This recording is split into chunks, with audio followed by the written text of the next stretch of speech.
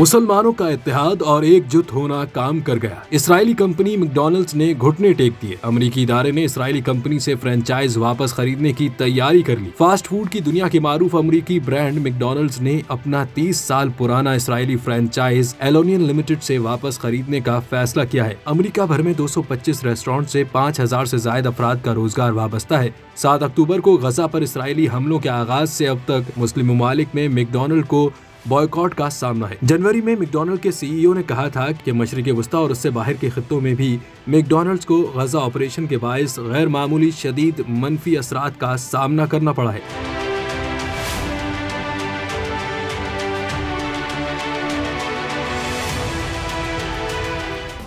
Subscribe करें और bell दबाएं ताकि कोई खबर रह न जाए।